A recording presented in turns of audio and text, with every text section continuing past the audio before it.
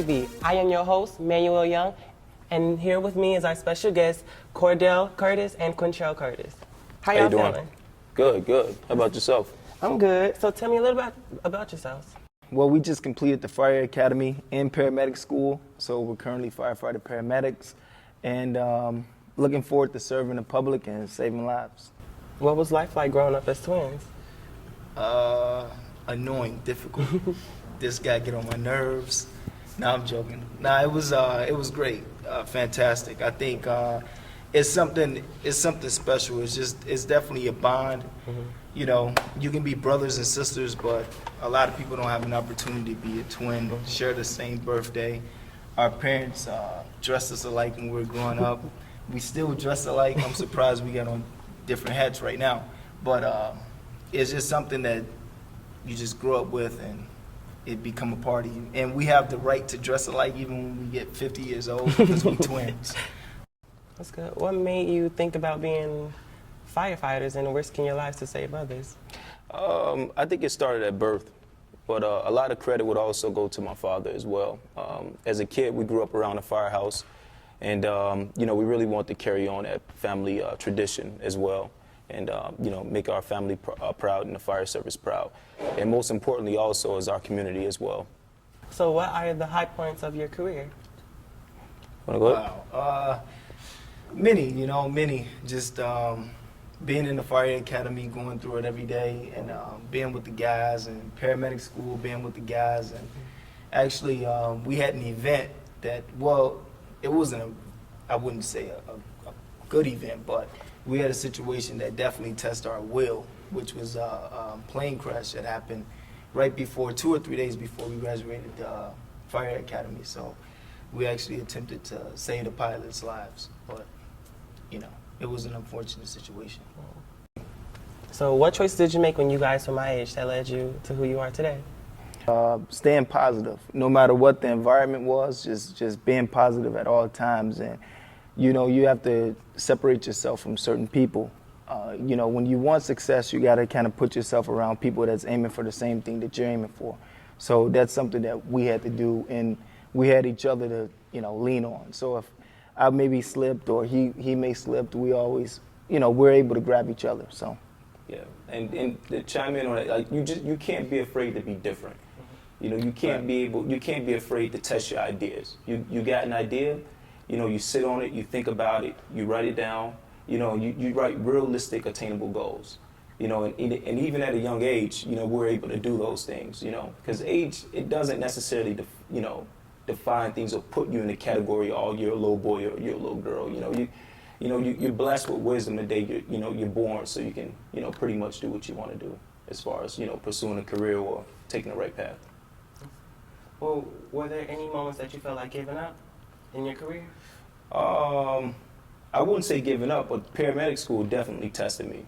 You know, that was probably one of the hardest tasks that we took on, you know, because we're both EMT basics. And, you know, we didn't want to go to paramedic school at all. But for the fire service, now, you know, 90%, 95% of the calls are EMS, you know, so, they're medical calls. So that's what we had to do, you know, as far as extending our resume and accomplishing that in our career path, you know. When you were my age, who did you look up to as a role model? Ooh, you know, definitely my father. My father and my mother. We had a great supporting cast. You know, my father and my mother, different people from our family as well. Our stepfather. And then we also had those others like, you know, of course, Michael Jordan and, you know, guys like that. But definitely it started from our family first. Yeah. What was one moment in your career that was rewarding? Ooh. I would say just, you know, walking across the stage on both levels from, you know, becoming firefighters and also paramedics. And, you know, putting that hard work and dedication and just seeing it actually pay off and, you know, seeing my family's reaction and also inspiring the younger generation in my family. So I think that was, you know, the most like rewarding part of it. We actually have our Twin Youth Foundation as well, and it's twinyouthfoundation.org, and we got Twin Youth Foundation at AOL.com. So if anyone needs advice with anything career-wise, you know, we want to be that big brother to any of the youth out there that's trying to, you know, find the right path as far as, you know, their career. So growing up, were you financially stable? Was there any problems? Oh man, I mean, and that's the thing. I think definitely, you know, beginning part of our years, you know, as kids, you know, we grew up in you know, rough areas of Chicago. Father's from Cabrini Greens. My mother and that part of the family is also from the Albert Projects, 14th Internationally. So, you know, it was rough in the beginning, and you know, my family worked hard, and you know, that's why I think that's definitely a reason we work hard today. And you know, they got us out of that neighborhood, and you know, we were able to get in a position, you know, look at things different, you know, but we also had family, you know, in those neighborhoods as well. So we were always going back, and we was always in the environment. But we made a choice, and we decided what was for us and what was not for us. Right, right. You know, it's more of a I want to follow you thing. So I think if we get some more positive role models, I think everybody else will follow. That's good. So, Yeah. so when you get a call, do you guys be the first ones to go out there? Absolutely, we try to be. You know, we definitely try to be. You know, always on point and always ready. You know, and that's, you know, that's what defines you as a professional. Right. And to chime in on that, you know, my role models are the people who actually wanted to see us successful, the people who actually took the time out to make sure that, you know, my brother and I both were doing what we were supposed to do. So those are role models to me.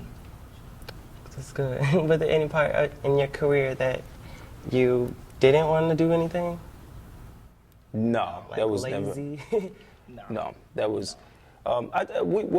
Everyone, I think we all get lazy, you know, but we gotta find ways to just block that out, you know, seriously, and that's the most important thing. It's, you know, from our community and just kids in general, we can't be lazy. We gotta work. We gotta put the time in the books. You know, it doesn't come easy. You gotta study, and that's what people don't tell you.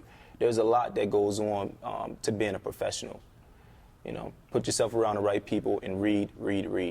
Well, we're out of time. I want to thank my guests, Cordell and Quentrell Curtis.